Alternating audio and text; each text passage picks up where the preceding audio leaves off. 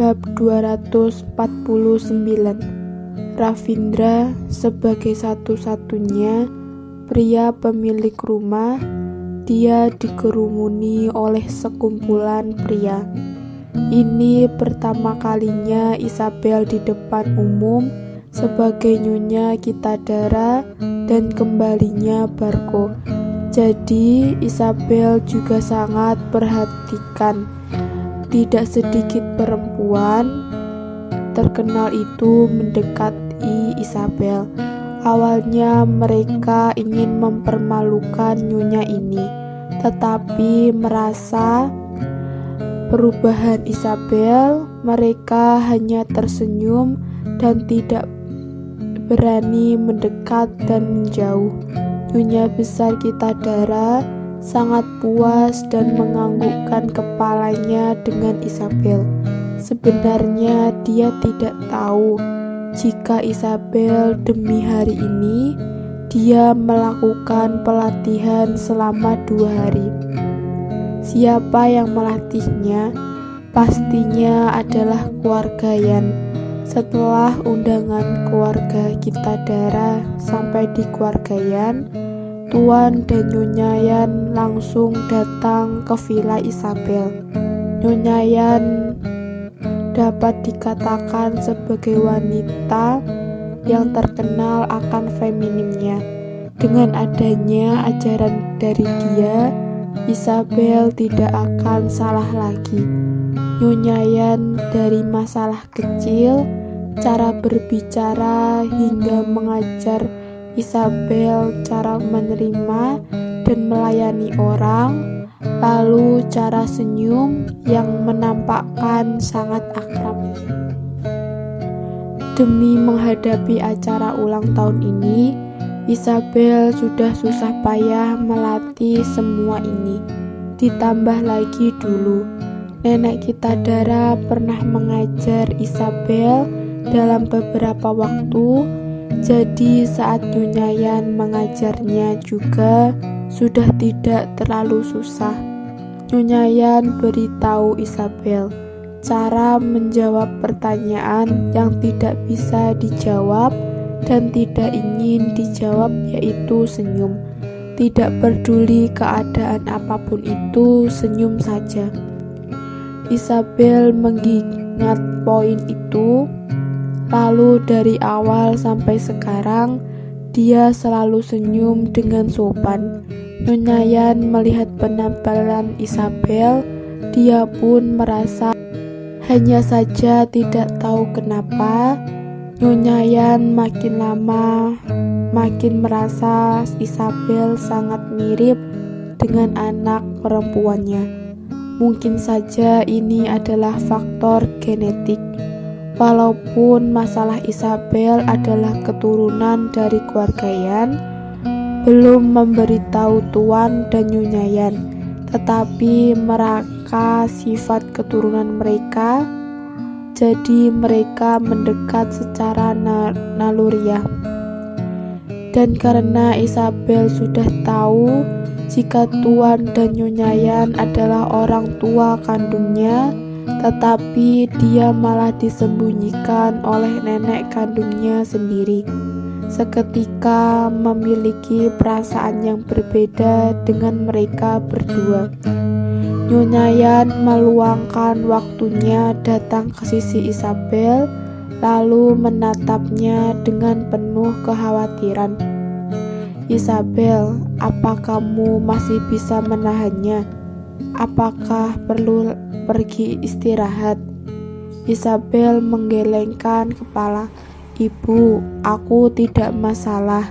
Ini adalah hari yang penting bagi keluarga Kitadara.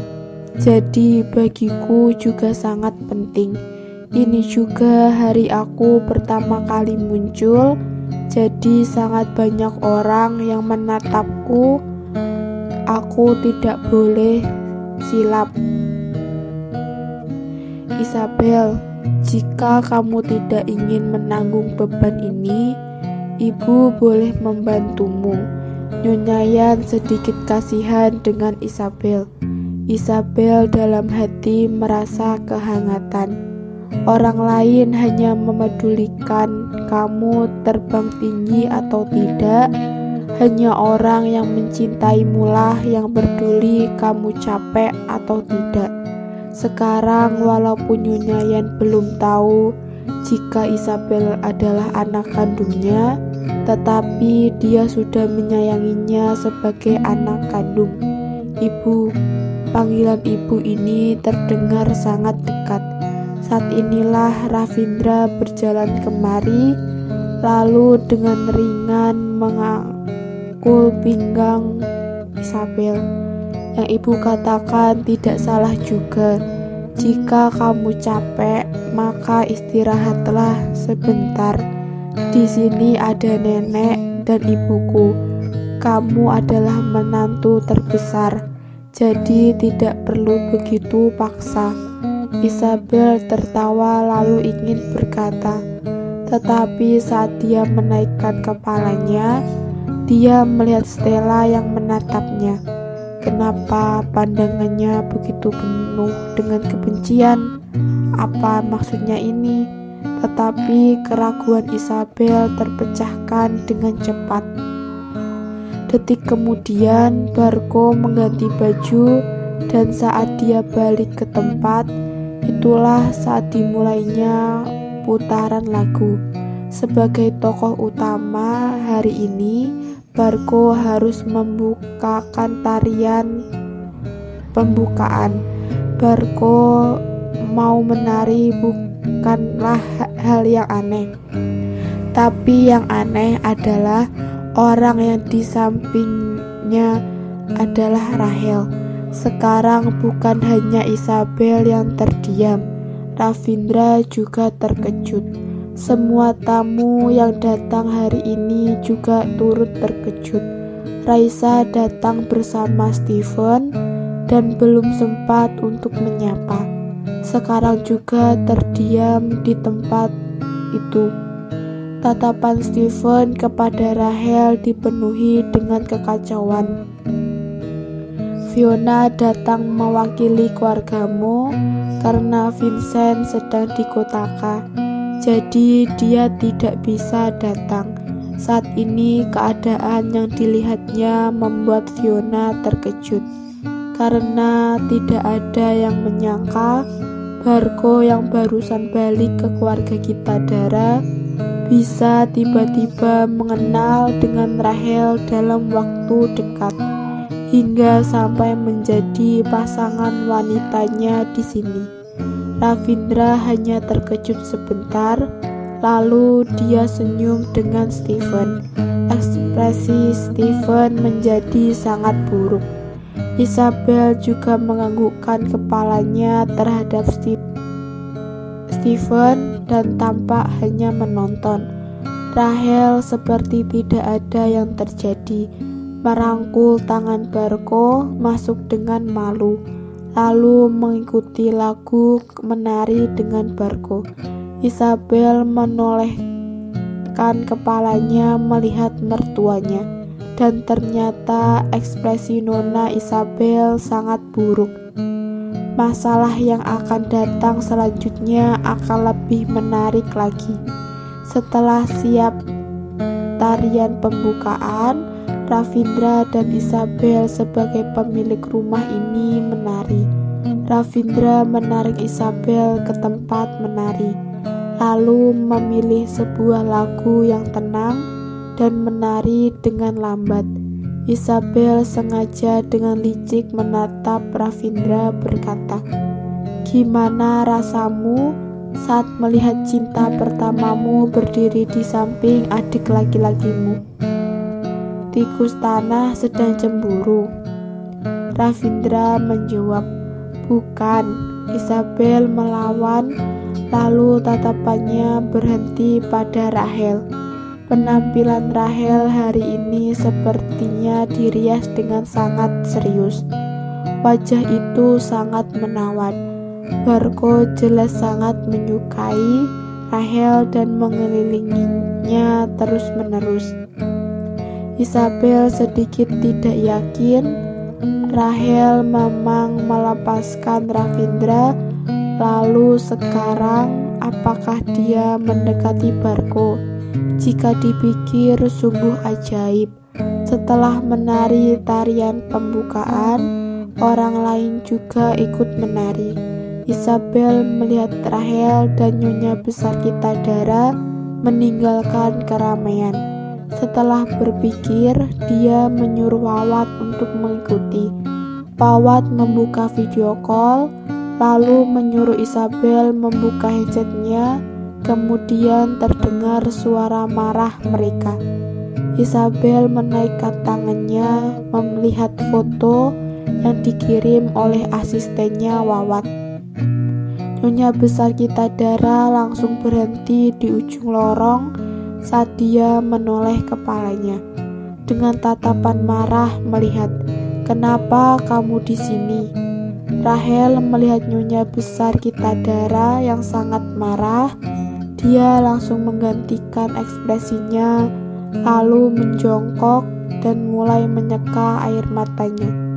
"Bibi, aku bisa ada ide apa lagi? Bibi, aku tidak mengerti kenapa Anda tiba-tiba tidak memedulikanku. Bukankah kamu mau membantuku mengusir Isabel? Tetapi kamu berusan melihat juga. Sekarang Isabel." Ekspresi Nyonya Besar Kitadara tiba-tiba lembut sedikit dan berkata, "Itu karena sekarang Isabel tidak bisa cerai dengan Ravindra, kecuali kamu mendapatkan saham di tangannya. Kalau tidak, dia tidak boleh meninggalkan keluarga Kitadara." "Rahel, bukankah aku pernah mengatakan padamu, kamu harus menunggu dengan sabar. Tunggu sampai aku mengambil saham dari Isabel. Kamu baru..." "Bibi, kalau begitu bohongi saja orang lain." Rahel mengeringkan air mata di wajahnya, langsung berdiri dan berkata pada Nyonya Besar Kitadara yang ekspresinya sangat asing, "Bibi, dulu aku percaya padamu, tetapi apa hasilnya? Bukankah Isabel yang memenangkan semuanya? Apakah Bibi benar-benar tidak tahu kenapa Isabel memiliki saham sebanyak ini?" Ekspresi Nyonya Besar Kitadara semakin buruk. "Bagi Bibi, apakah hanya keluarga Kitadara yang paling penting?" Rahel perlahan menjadi dingin. "Betul," Nyonya Besar Kitadara dengan cuek menjawab. "Tidak ada orang yang boleh merebut warisan milik anakku." "Iyakah?" Senyuman Rahel menjadi sangat seram. "Jadi Barko, bukankah dia juga mengambil warisan Ravindra? Kenapa ibu tidak mencari masalah dengannya?" Nyonya Besar Kitadara tiba-tiba terdiam karena tidak bisa memberitahu Rahel sebenarnya dari 6 tahun yang lalu dia sudah memulainya. Kata ini dia tidak akan mengatakannya. "Sepertinya yang Bibi katakan dulu tidaklah menipuku. Betul juga, sekarang aku sudah lemah. Bibi sudah merendahkanku, aku juga bisa mengerti." Rahel lanjut berkata, "Jadi karena aku tidak bisa mengharapkan Bibi lagi, maka aku akan mengharap pada orang lain. Bibi juga tidak perlu mengatakan tentang merebut saham Isabel lagi. Isabel tidaklah bodoh. Uang yang sudah diterimanya, mana mungkin. Dengar kabar dia juga sudah masuk ke jajaran Dewan Direktur. Siapa yang bisa menolak orang kaya seperti ini?" Nyonya Besar Kitadara tidak menjawab. "Karena ini memang fakta. Tampaknya aku tidak memiliki kesempatan untuk bersama Ravindra lagi, tetapi aku masih memiliki takdir dengannya. tuan muda kedua kita Dara, cinta pandangan pertama padaku dan mengejarku dengan sangat serius.